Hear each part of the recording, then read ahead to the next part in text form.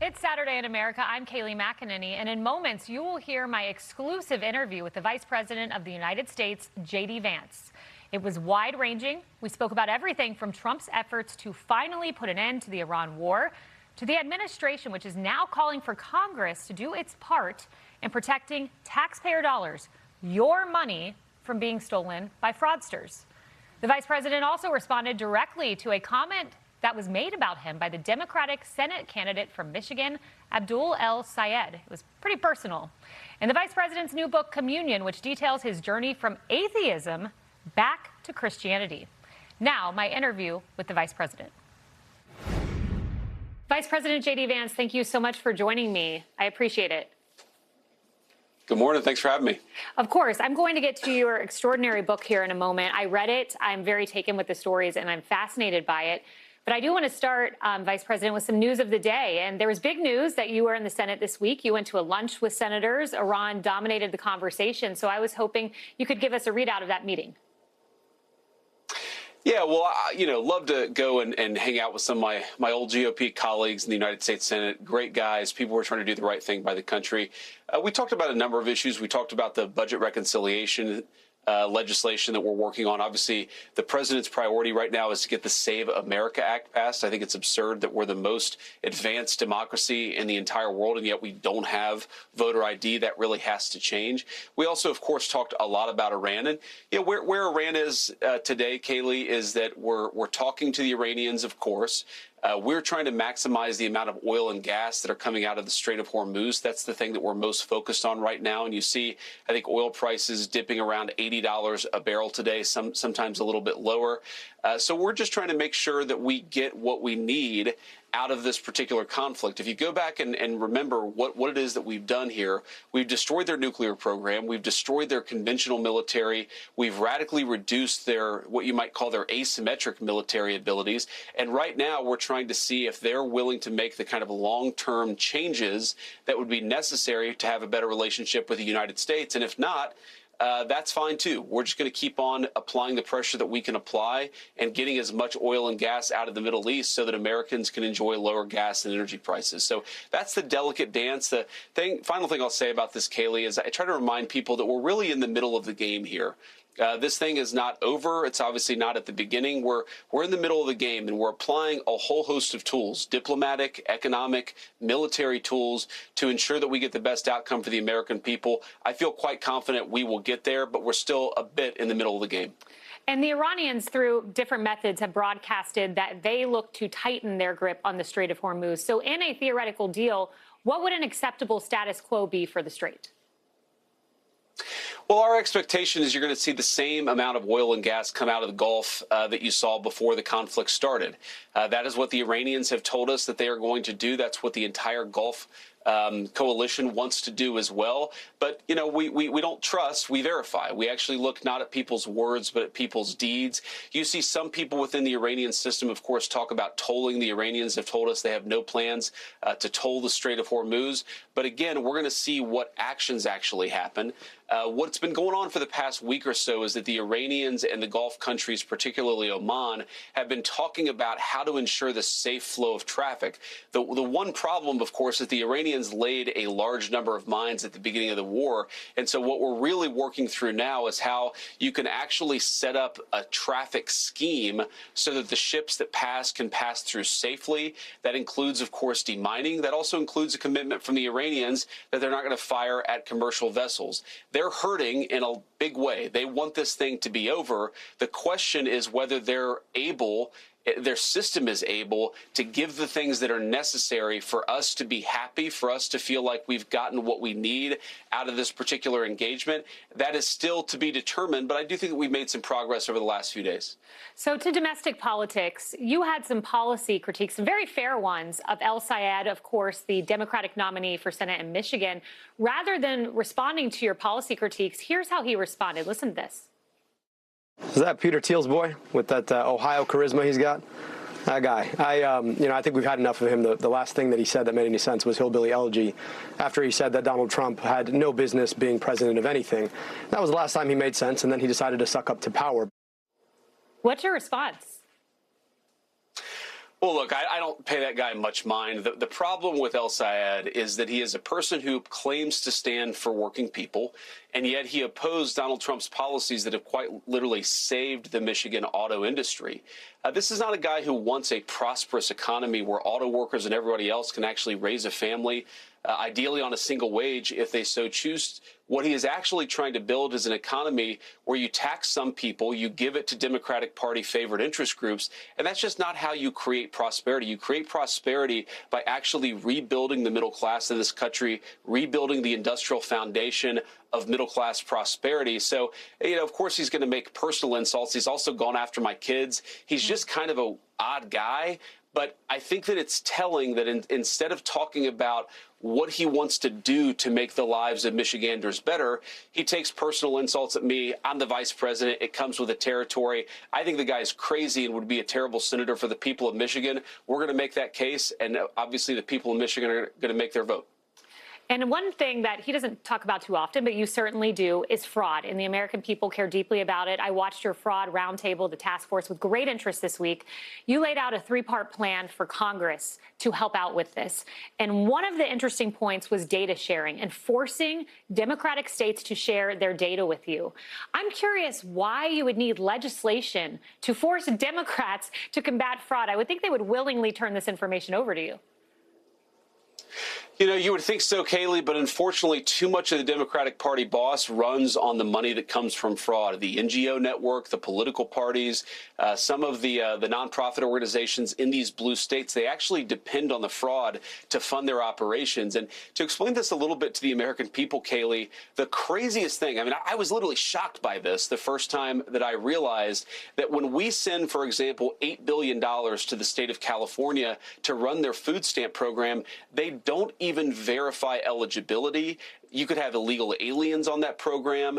We have no sense at the federal government. We send them $8 billion. It goes out the door, and we have no way of confirming whether the state of California is actually spending that on needy Americans because, of course, we want to help people who can't afford a bite to eat. But the program is not there for illegal aliens. It's not there for fraudsters.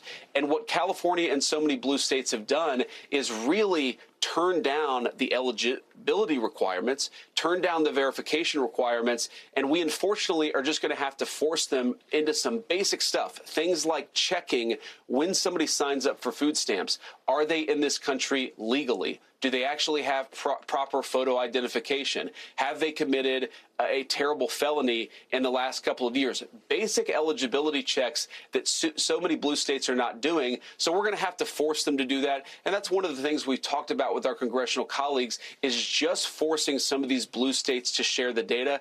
I will say, Kayleigh, in the defense of some blue states, some Democrats have been willing to work with us because they recognize that fighting fraud should be a bipartisan issue. Unfortunately, you've got the Californias and the New Yorks of the world who seem to want their states to be defrauded by the fraudsters, but we can't let that happen. It's gone on for too long, and the president has asked us to stop it. We're finally taking it seriously. Have any Senate Democrats called you and said, hey, how can we help with these legislative priorities? I'm not holding my breath, Kayleigh. Unfortunately, the Senate Democrats are too captured, I think, by the far left of their own party. Where you've had Democrats work with us, it's local officials, state officials, some attorneys generals whose job it is to prosecute the fraud. And so they realize how terrible the problem is. But unfortunately, Kayleigh, this is the story of the National Democratic Party leadership. They won't do the things that even their own voters want them to do. You ask about fraud. I think one of the most serious frauds in our country is voter fraud. 80% of Democrats would love to see voter ID, but we can't get a single Democrat to help us with the Save America Act. I don't think, unfortunately, we're going to have too many Senate Democrats who are trying to stop the fraud. It's a shame because I'd love to work with them. It is. Well, to your extraordinary book, Communion, I loved reading this because as I started reading this, your upbringing, at least theologically, reminded me of my upbringing. I was an evangelical Christian. I read Tim LaHaye. I read C.S. Lewis. I went to Young Life. These were all things that were a part of my life, and they were a part of yours. And then there was this turn to atheism for a few years, and I'm wondering if you could tell me how that happened. I think a couple things happened, Kaylee. First of all, because I did have some foundation in my faith, but it wasn't really connected to a particular church or a particular institution. It was connected to my grandmother. She was the person who read the Bible to me. She was the person that I talked to God about. And so, when she passed away shortly before I left for Iraq in 2005, I just lost that connection to my faith. And without being properly rooted, I lost my faith altogether. And I think what happened to me, Kaylee, is that I realized that I went through this, what I would call an arrogant atheist phase, where I didn't just not believe in God, but I sort of thought that I knew better than other people who did, is that I realized that wasn't making me a good person. It was making me worried about, where I went to school and how much money I made and all these sort of worldly pursuits. They were making me very successful.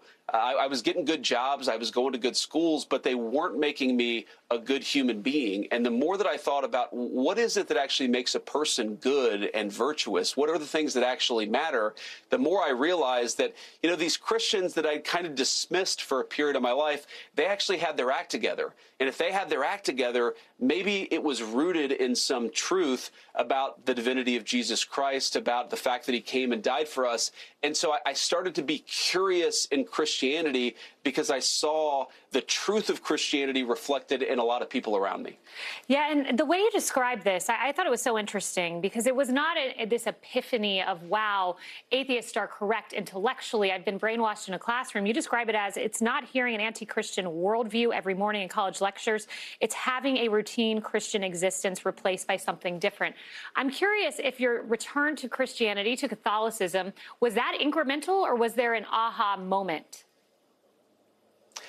It was very incremental. I've never had an epiphany, Kaylee, though I've certainly had these moments where I felt the presence of God.